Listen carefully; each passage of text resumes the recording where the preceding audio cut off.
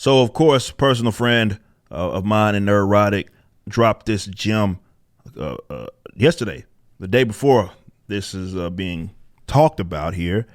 And it really does reassure a lot of what we've long knew about kind of where a lot of the art and entertainment industry is going. And I know that sometimes it feels like, and that's what gaslighting does, is it makes you start to think you're the crazy one. And that's the attempt. So when you see what's going on in media, when you see the goofy things that are being done to these characters, goofy things that are being done to these companies, and it's clearly driven by a specific effort. You can call it an agenda, call it whatever you want, but we know it's a coordinated effort. And then when you talk about this and you bring this sort of stuff up, weirdos would insist that you basically are seeing things. Don't believe your lying eyes. You're just crazy. You're going out of your way to find something to be mad at. That's part of the gaslight. But this gem here dropped by my man Neurotic, and this is coming from the Writers Guild of America. And what this shows is there was, and this isn't surprising, in which this guild of some notable people that were part of this panel. And this is what specifically this effort says. And I'm going to read it to you right now for those of you that may be just listening in. This panel will bring together LGBTQ plus writers and film, TV executives to discuss the process of adapting comic book IP for film and television, with the focus on breathing life into queer characters, either those already queer on page or reinterpreting legacy characters in a new queer light. Wow. And this is moderated by Eric Anthony Glover. And one of the panelists, which is surprising, James Tinian is actually one of the panelists. Got Thomas Page here. McBee, of course, that's with the Umbrella Academy and what have you. Got Kim Roberto of DC, and those are the executives, such as David Sigarani of Aftershock Media. So basically, tokenization, the thing that I have defined very specifically. You can go watch my old videos talking about this. I have an actual dedicated video talking about what is tokenization. Not going to bore you with that. Those details, you can go watch that. It's very detailed. But that's what this is. Reinterpreting legacy characters in a new queer light. So basically making a character that wasn't gay on the page already and then reinterpreting tokenization. But reinterpreting in them in this new queer light. So it's an effort done by the people that, let's say, are writing characters that you guys know and love. Okay? And what that effort is about, like I said, it's about discussing the process of adapting comic book IP for film and television, and the focus is tokenization. That's specifically what this says. Now, you if you're being honest with yourself, you already knew this was a thing. This isn't necessarily anything new. Again, some people may think you're crazy, but those are folks who want you to appear that way just so they can justify their own hatred. And by the way, it looks like the actual call you can see here, that Zoom call. It's right here, actually. So if you want to go watch it. So excited to have such an incredible group of creators and executives. It's right here. There is James Tinian, and there are some other individuals there. Kim Roberto made sure all of them, well, not all of them. How dare Robert Foreman, who's here, not put in his Zoom call, in parentheses, his pronouns. How dare he do that, by the way? Because everybody else has their pronouns, of course, there. And like it says, this panel brings together LGBTQ plus writers and film and TV executives to discuss everything it is that I talked about. They are specifically talking about adapting comic book IP for film and television with a focus of breathing life into queer characters, either those already queer on page or reinterpreting legacy characters. We were right. We were always right. And you didn't need an actual panel to tell you that this is a coordinated effort done by people within this industry. That's not necessary. You could see it and pick it up just by the fact that it stinks.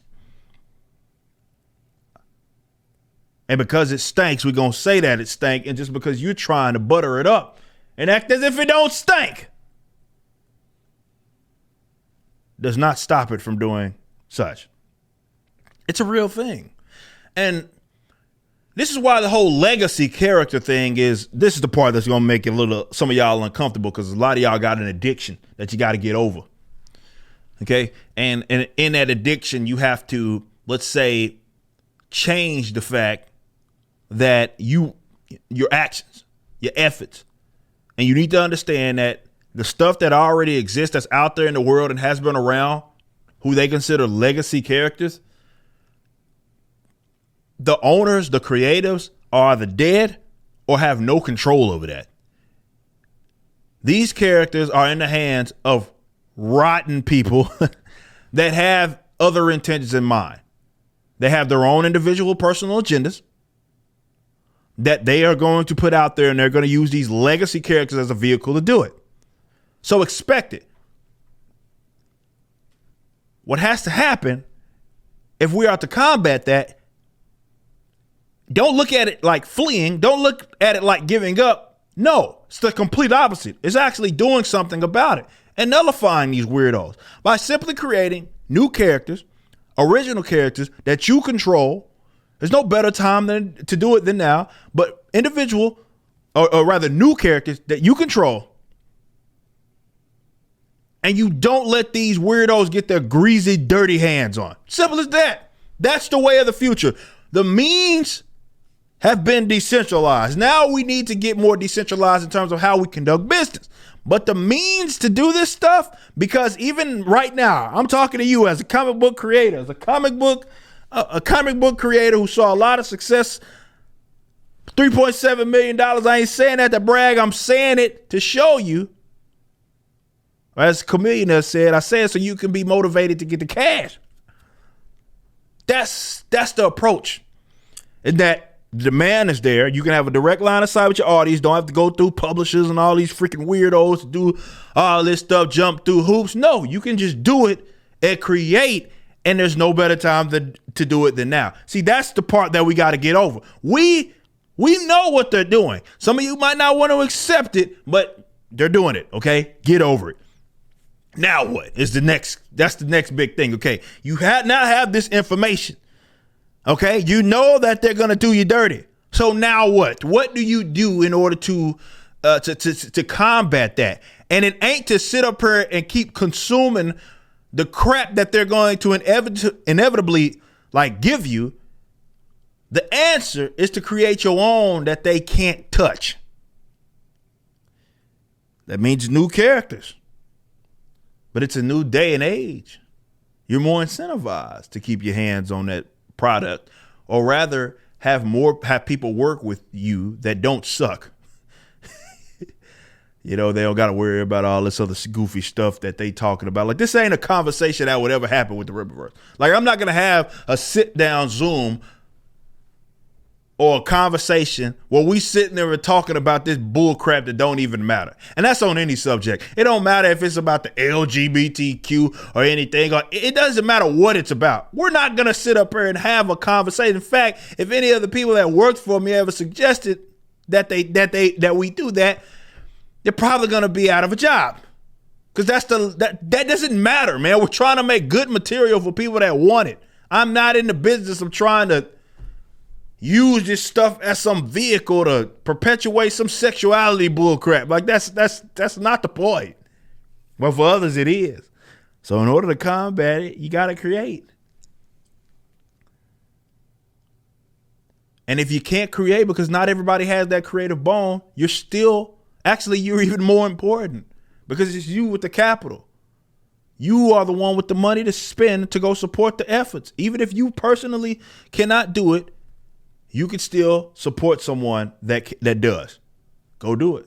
That's our answer. It's as simple. That's the blueprint. Stop expecting these weirdos to change. They done told you what it is that they gonna do. They done told you that you suck. Even though some of y'all that keep consuming this trash by way of these Hollywood weirdos, they'll win an award based on you watching the movie or you going to pay for the tickets or whatever, and then they'll tell you how much that you suck on the podium. So screw them. Get out there, create, be great. Wherever you're viewing the content, I appreciate you. If you enjoyed it, you may be interested in my comic book company, Rippaverse Comics. Our first book and campaign, ISOM #1, brought in $3.7 million with tens of thousands of satisfied customers. Visit Rippaverse.com to check out our store and stay up to date with the latest campaigns from one of the hottest new comic book companies. Also, my first big step towards a parallel economy was the development of my personal website, ericdjuly.com. This entirely replaced my Patreon. Now, if you enjoy this content, please consider becoming a member over at the website. We have an ever-expanding list of perks for various membership tiers, a forum, and a phone app. Some of these perks will even benefit you if you're fans of the Rippaverse. Anyway, I appreciate you so much for being a supporter and or customer. I even got a little love for my haters.